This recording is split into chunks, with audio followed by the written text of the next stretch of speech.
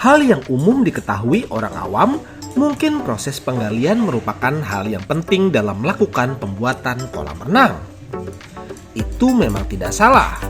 Akan tetapi, tahukah Anda apa proses selanjutnya dalam proses pembuatan kolam renang setelah penggalian? Di sini kami akan membahasnya.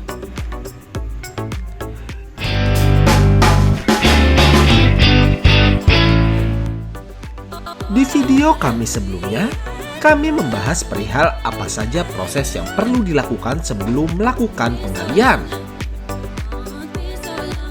Sekedar untuk mengingat, sebelum melakukan penggalian di site yang akan dijadikan kolam renang, Anda perlu melakukan beberapa proses sebelumnya, seperti pemilihan sistem sirkulasi yang diinginkan, letak, dan juga bentuk kolam renang.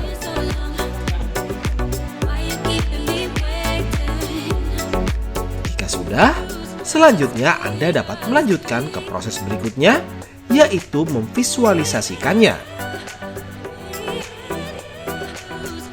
Dari kami PT Dimulti Kolam Renang selaku kontraktor kolam renang sendiri, ada 3 gambar yang akan divisualisasikan, yang nantinya akan diberikan ke setiap calon konsumen kami. Yang pertama adalah skema desain 3 dimensi, dan juga sebuah gambar kerja. Masing-masing dari gambar tersebut memiliki peranan yang berbeda. Contohnya seperti skema dan gambar 3 dimensi berfungsi untuk gambaran letak dan posisi serta melihat bagaimana desain area sekitar kolam renangnya pula. Sehingga jika Anda memiliki konsep tertentu dapat disesuaikan di proses yang satu ini. Berbeda dengan gambar kerja. Gambar kerja sebenarnya menjadi dasar patokan dan pegangan para pekerja pembuat kolam renang. Karena dalam gambar kerja tercantum ukuran-ukuran detail terkait pembuatan kolam renang. Mulai dari kedalaman penggalian, ukuran struktur, sampai dengan tarikan pipa sirkulasi. Setelah gambar-gambar tersebut sudah diajukan dan Anda menyetujuinya, barulah kami melakukan proses berikutnya, yaitu boplang. Proses ini adalah pengukuran dan penggambaran bentuk di real site sesuai dengan ukuran kolam renang yang nantinya akan dibuat berdasarkan patokan dari gambar kerja sebelumnya. Setelahnya, barulah kami melakukan penggalian. Untuk Anda yang ingin menyaksikan video sebelumnya, Anda dapat menekan link video yang terdapat di deskripsi. Setelah melakukan penggalian kolam renang, kami selanjutnya melakukan sebuah proses pembuatan bekisting luar dan lantai kerja. Tapi, sebelumnya sebenarnya apa fungsi dari proses ini? Bekisting luar berfungsi untuk menjadi sekat antara beton dari kolam renang yang akan dibuat agar tidak langsung menyentuh dengan tanah. Sehingga, hal ini akan meminimalisir jika adanya pergerakan pada tanah yang berada di bawah kolam renang. Hal ini menjadi cukup penting karena jika terjadi pergerakan, tak jarang kolam renang Anda akan mengalami kebocoran. Untuk bekisting luar ini dibuat di sekeliling kolam renang, sehingga nantinya akan melindungi dinding kolam renang ini dari pergerakan tanah. Bekisting luar tidak dibuat sekedar lurus saja. Dibutuhkan bentuk khusus untuk diisi oleh struktur penguat kolam renang seperti kolom.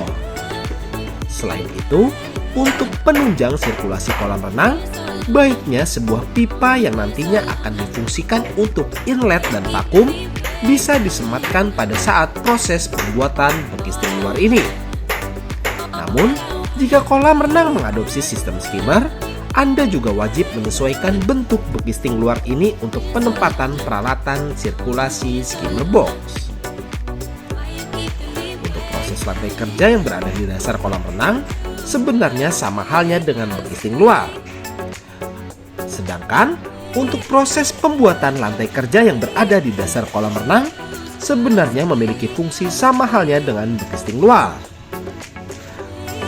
Hal ini berfungsi untuk menjadi penyekat antara tanah dengan beton agar meminimalisir pergerakan pula. Dan juga, lantai kerja ini berfungsi untuk memberikan kemudahan para pekerja untuk mengakses seluruh bagian kolam renang. Walaupun terlihat sama seperti pembuatan bekisting luar pada bagian dinding, tetapi dari segi bentuknya, pembuatan lantai kerja lebih rumit jika dibanding dengan pembuatan bekisting luar. Hal ini dikarenakan pada lantai kerja perlu dibuatkan ruang-ruang untuk menempatkan struktur seperti slope dan juga pondasi tapak. Selain itu, untuk penunjang sirkulasi kolam renangnya, pada lantai kerja dapat disematkan pula sebuah tarikan pipa main drain pada bagian dasar kolam renang.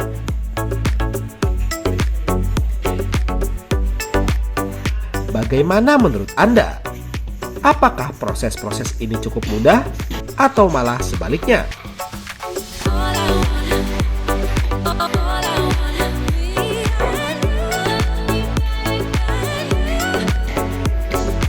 Terima kasih telah menyaksikan video kami.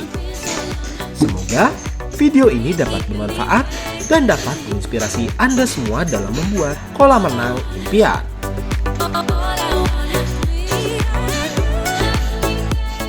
Terima kasih telah menyaksikan video kami. Jangan lupa untuk bantu support kami dengan cara klik tombol like, subscribe, dan tekan tombol loncengnya, serta bagikan video ini agar channel ini dapat terus berkembang dan dapat terus membagikan manfaat untuk Anda semua. Sampai bertemu di video kami berikutnya dalam The Multipool Channel. Sampai jumpa.